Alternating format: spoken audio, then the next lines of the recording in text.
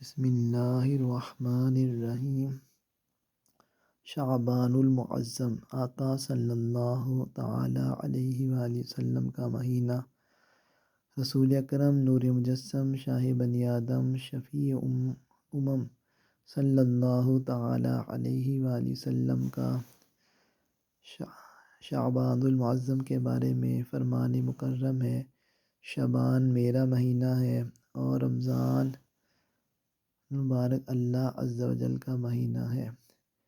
حضرت سیدنا انس رضی اللہ تعالیٰ عنہ فرماتے ہیں، دو عالم کے مالک و مختار، مکی مدنی سرکار، محبوب پروردگار صلی اللہ تعالیٰ علیہ وآلہ وسلم کی بارگاہ بے کس پناہ میں عرض کی گئی کہ رمضان کے بعد کون سا روزہ افضل ہے؟ تو ارشاد فرمایا، تعظیم رمضان کے لیے شعبان کا۔ پھر عرض کی گئی کون سا صدقہ افضل ہے؟ فرمایا رمضان کے مہینے میں صدقہ کرنا۔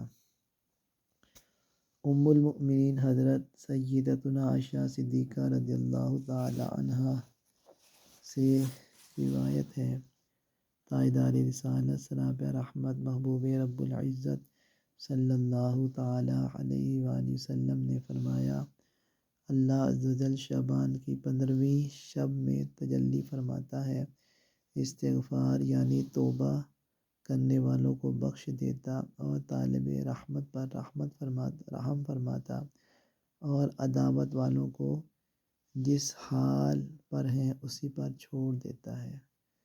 یعنی کہ شعبان المعظم کی رات سب کو بخش دیا جاتا ہے، لیکن چند لوگ ایسے ہیں جن کو نہیں بخشا جاتا، جیسے والدین کا نافرمان اور شراب کا عادی، جواری، جادوگر، ٹھیک ہے نا، کینہ پرور، ان کو نہیں بخشا جاتا۔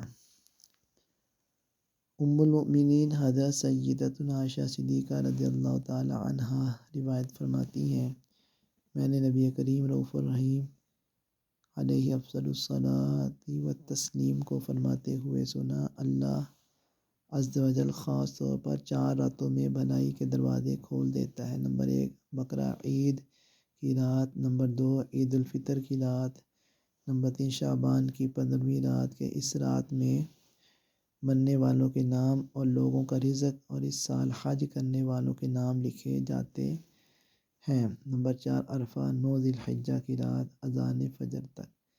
اللہ پاک ہمیں بھی شب برات کی رات خوب عبادت کی توفیق دے اور شعبان المعظم کے زیادہ سے زیادہ روزے رکھنے کی سعادت عطا فرمائے۔